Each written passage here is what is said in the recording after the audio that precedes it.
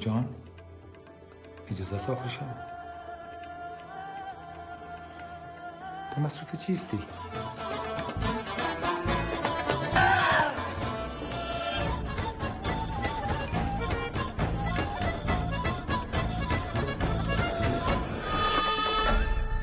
یک داستان.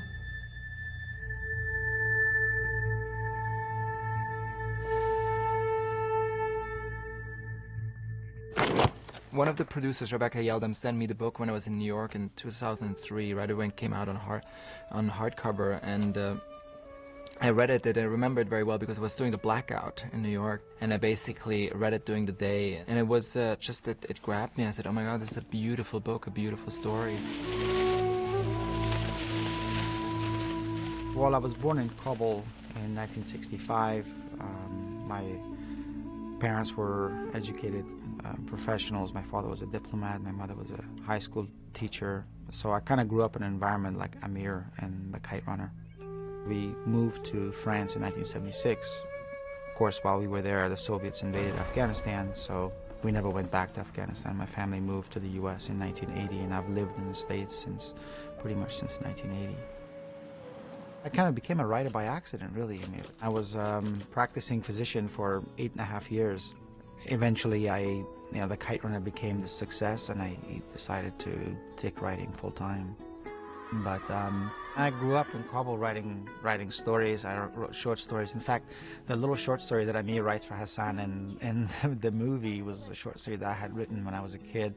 It was really my first love. I heard you write. Would you like to read one of my stories? The Kite Runner was a short story initially. I had seen a news report about the Taliban having banned kite flying, and so the kites was the first thing that came to my mind. That was the central image of that short story, and of course the novel. And then I kind of wove a story around the sport of kite flying, which I had played when I was growing up.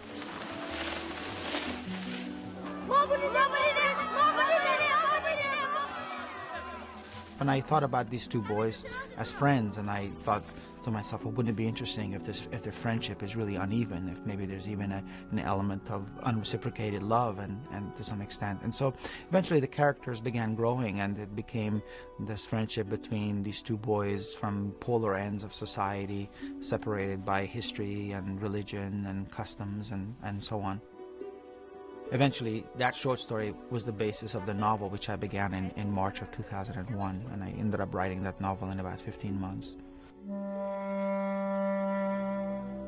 I think I sent that novel around in June of 2002, and 9/11 still was relatively fresh in people's minds.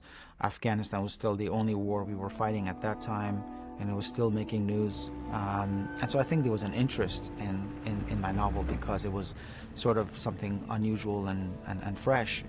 We know about Afghanistan today, and what we read in the press is mostly negative, and it's a very tainted image of Afghanistan. And I think, the book Kite Runner really shows you that this world existed which wasn't like that these people went through 30 years of war and been through so much. I went back in March of 2003, about 3 months before the Kite Runner was published. So I wrote it first, then went to Afghanistan after 27-year absence. And I had a very similar experience to Amir in the novel and in the film, as I went back to a place that was ostensibly my home, and part of it felt like a homecoming. On the other hand, I felt like an outsider. I mean, when in the film, when Amir is coming back to Kabul, he has to kind of relearn the ropes, as it were, and his guide tells him, here's what's happened, and brings him up to date. And I felt a lot of that. I felt like I'm an outsider. In the novel, there's a line where Amir says, I feel like a tourist in my own country.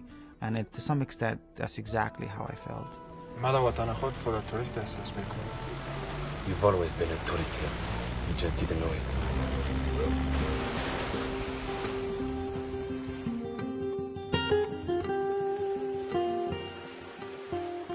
The story starts in the 70s in Afghanistan, and it's beautiful.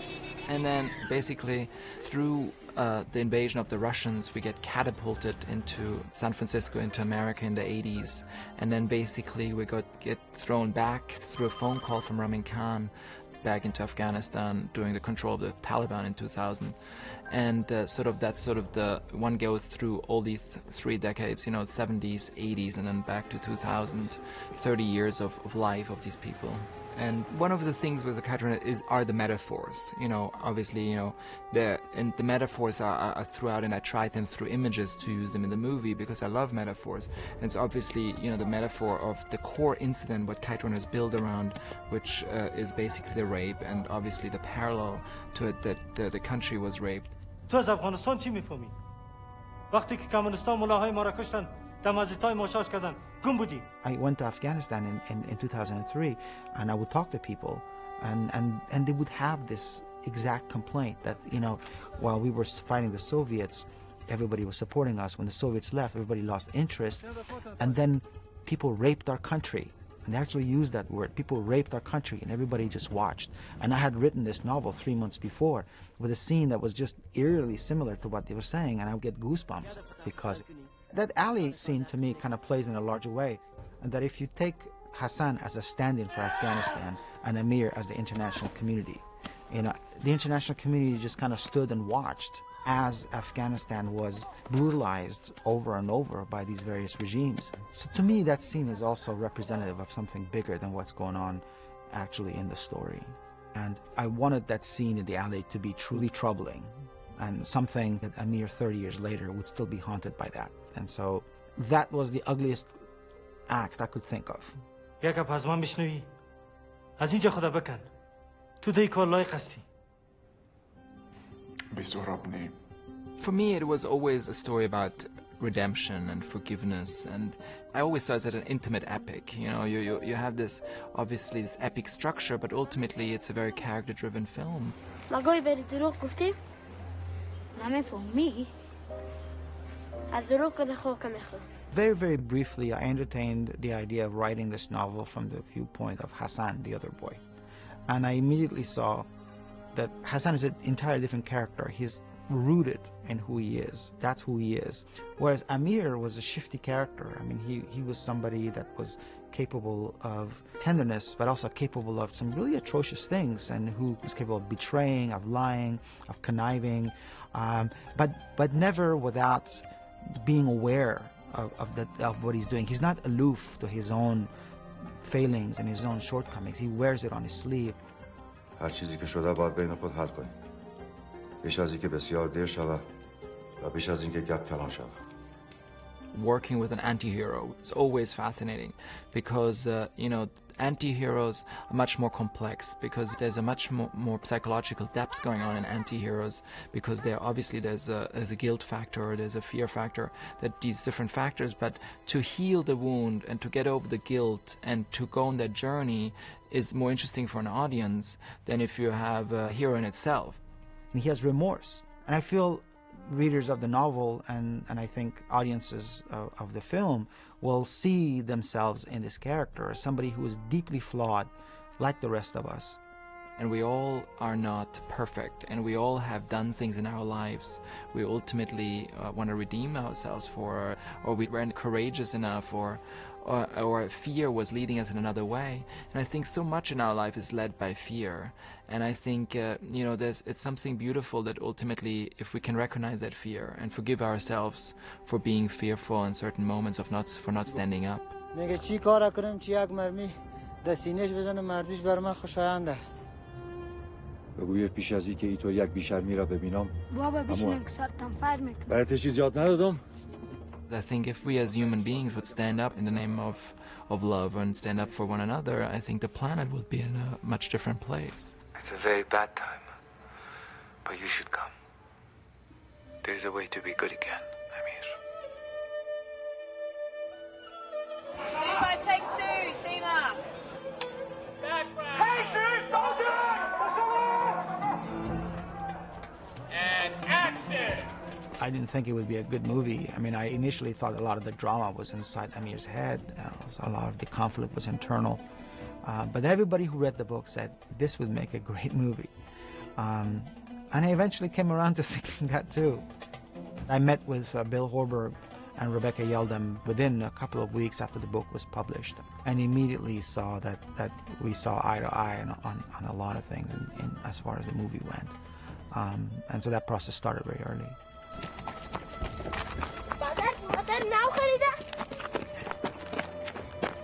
When I read the book first, I thought the Kite Run it's just going to be such a tricky adaptation.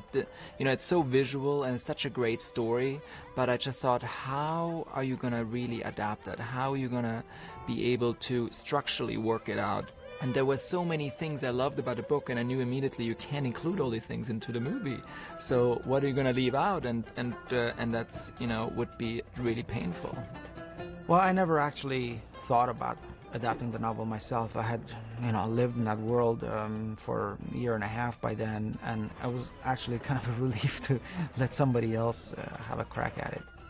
David Benioff is, of course, a novelist himself and a proper, literary writer who's also had a lot of success in Hollywood and written some fantastic screenplays.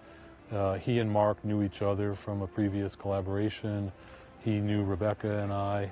And when we sat down to meet with him and talk about it, we identified some of the challenges and seemed to agree about the things that were essential and that had to be kept, and the things that were, going to have to find a way to reinvent themselves in this new form. There's something really noble about Khaled, and when you're adapting someone else's book, it's a kind of a tricky process because it's very hard to make the original writer happy. And I'm a novelist as well, so I understand that it's the novel is the writer's baby, and you're basically taking that baby away from them and giving it plastic surgery. And Khaled was the opposite of that. I mean, he was always incredibly cooperative. He was always really enthusiastic, and he knew that certain changes would have to be made. He was very aware of that from the beginning, and he was a great resource for me. I mean, aside from the fact that he gave me his blessing, he also. I'm from New York City. I didn't grow up in Kabul. I don't have that background. I'm far from an expert, and any questions I had, I'd send Khaled emails at 3 in the morning and I'd get a response in a couple hours saying, whatever the question was, whether it was related to some type of Muslim ritual or growing up in Kabul at the time, anything, he was there for me. So it was a huge asset. The screenplay David worked on was in pretty good shape. And when I was reading, I said, this is really good, and I loved the book, but I thought the screenplay really captures a lot of it. And there were certain things I wanted David to include in the screenplay, like the pomegranate scene, which wasn't in there. Pass mara bazan. Darso. David managed to take all the things that resonated, I think, with readers in that novel, the things that people loved about that novel, and managed to capture it in his script. And I feel like there's a good kinship between the film and the book. There are two of my favorite lines. There's a way to be good again, and for you 1,000 times over. Both lines I love. There's a way to be good again because we all have that chance to, redeem ourselves. And for you 1,000 times over has this emotional beat that you would do anything for someone else and someone who you truly love. And what I love about it, there's an unconditional love about it.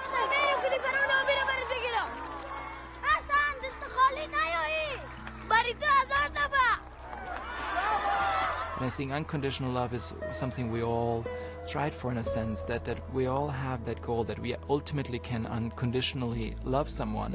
And for you 1,000 times over has that weight. It just has that weight to carry that unconditional love up the hill and up into the sky. And it's almost like a sort of like this kite motion at the end. You want to fly, you want to be up there with a kite, and you want to be free and forgiven, and it's all about that. میخوایی گوی پرانه برای تازوتی بگیرم؟ بر 2000 دفعه